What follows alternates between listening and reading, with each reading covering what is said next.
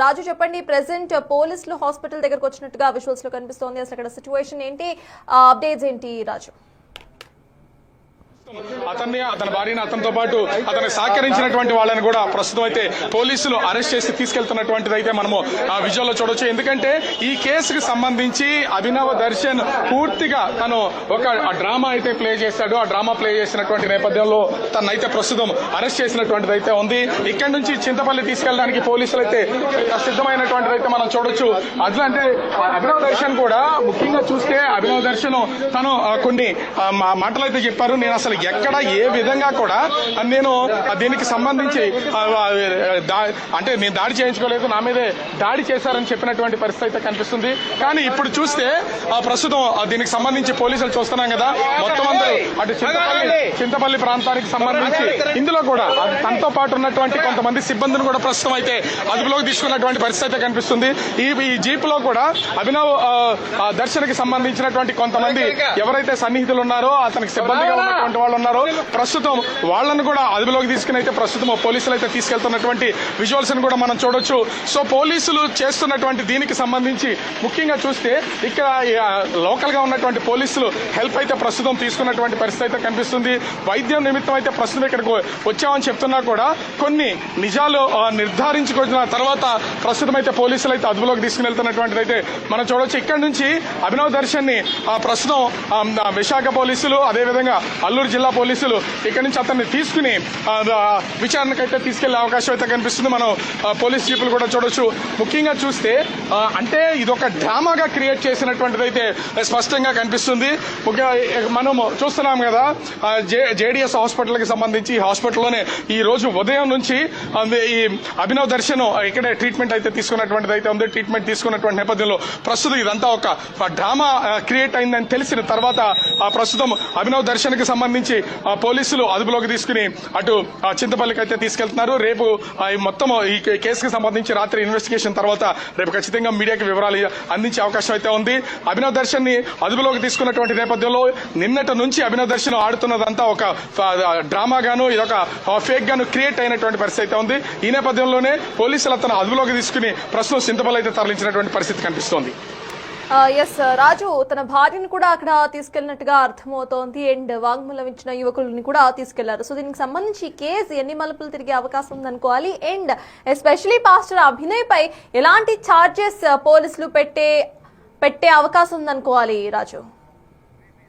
Yes, ఇక అల్లూరు జిల్లా పాడేరులో కలకలం రేపిన పాస్టర్ పై దాడి ఎపిసోడ్ కు ఇదొక స్మాల్ ఎండ్ కార్డ్ అని చెప్పుకోవచ్చు. అనంతరం కూడా ప్రెసెంట్ పాస్టర్ ను ఇప్పటికే అరెస్ట్ చేసి తీసుకెళ్లారు. అనంతరం పోలీసుల విచారణ తర్వాత ఎలాంటి విషయాలు బయటపడతాయనేది కూడా చూడాలి. Yes, will go back to the associate editor Ganesh. చెప్పండి, ప్రెసెంట్ చూస్తున్నాము పాస్టర్ అభినయ్ ను పోలీసులు తీసుకువెళ్లారు. అభినయ్ తో పాటు తన భార్యను సహకరించిన మన 4 యువకుల్ని కూడా తీసుకెళ్లారు. సో ఈ కేసు ఎలా బయటకు వచ్చే అవకాశం ఉందనుకోవాలి? అండ్ మళ్ళీ ఆయన ప్రతిసారి కూడా తనకు సంబంధించిన సామాజిక వర్గాన్ని కేసులు లాగే ప్రయత్నం చేస్తున్నారు కాబట్టి సామాజిక వర్గానికి సంబంధించి మళ్ళీ ఏమైనా సెంటిమెంటల్ డైలాగ్స్ వీళ్ళు వాడే అవకాశం ఉందనుకోవాలా గణేష్? ముందుగా మనం అల్లూరు జిల్లా ఎస్పీ అమిత్ బర్దార్కి శాల్యూట్ చెప్పాలి. ఎందుకంటే దాదాపు 24 గంటలు గడవక ముందే ఆయన కేసు ఇన్వెస్టిగేషన్ ఎంత పకడ్బందీగా చేశారంటే దాన్ని నిజంగానే ఒక సెన్సిటివ్ ఇష్యూ. ఎందుకంటే దీన్ని ఒక మతం పైన ఇంకో మతం దాడి చేసినట్టుగా క్రియేట్ చేసింది. నిజంగా సెన్సిటివ్ అయ్యే విషయం. ఎందుకంటే ఈ రోజుల్లో ఎక్కడ ఏం జరిగినా నమ్మే పరిస్థితులు కనిపిస్తున్నాయి. దానికి తోడు అది చాలా వరకు తీవ్రవాదాలు, ఇప్పుడు హిందూ తీవ్రవాదం అంటున్నారు, ముస్లిం తీవ్రవాదం అంటున్నారు, క్రైస్తవ తీవ్రవాదం అంటున్నారు. ఇన్ని తీవ్రవాదాల మధ్య జరుగుతున్న దాడిని ప్రతిదాన్ని కూడా సోషల్ మీడియా వస్తున్నప్పుడు ఒక భయం కలుగుతుంది. అలాంటి దాన్ని నిజంగా దాడి జరిగిందా లేదా అనేది ముందు తేల్చాల్సిన ప్రాథమిక విషయం. కాబట్టి ఆ వీడియోలు చూసిన తర్వాత ఎవరికైనా భయం కలుగుతుంది. ఇంత దానిపైన చర్చలు అన్నీ జరుగుతున్న సమయంలోన ఎస్పీ ఏదైతే అల్లూరు జిల్లా ఎస్పీ అమిత్ బర్దార్ చాలా ఎక్సలెంట్ గా ఆయన దీన్ని ఇన్వెస్టిగేషన్ చేశారని చెప్పాలి. ఆ ఇన్వెస్టిగేషన్ లోన ముందుగా ఆయన ఎక్కడైతే ఫోన్ ఈ రోజుల్లోన సోషల్ మీడియాలో ప్రధానంగా కావాల్సింది మనకు ఉండే స్మార్ట్ ఫోన్, ఆ స్మార్ట్ ఫోన్ నుంచి ఇన్వెస్టిగేషన్ స్టార్ట్ అవుతుంది. ఫస్ట్ సీసీ కెమెరాలతో స్టార్ట్ అవుతుంది, తర్వాత స్మార్ట్ ఫోన్ వరకు వస్తుంది, అక్కడ నుంచి ఇన్వెస్టిగేషన్ అంతా జరుగుతుంది ఇప్పుడు లేటెస్ట్గా.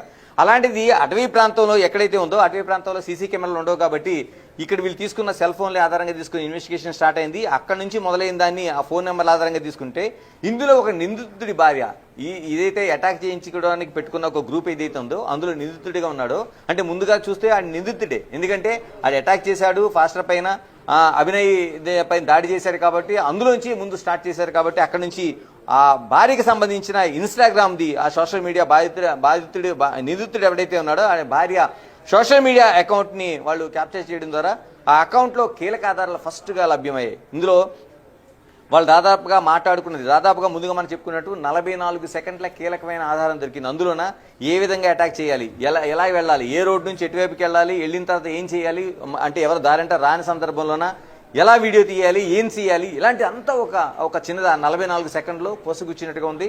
మన బిగ్ టీవీ పూర్తిగా స్క్రీన్ పైన మనం వినిపించాం కూడా దాన్ని.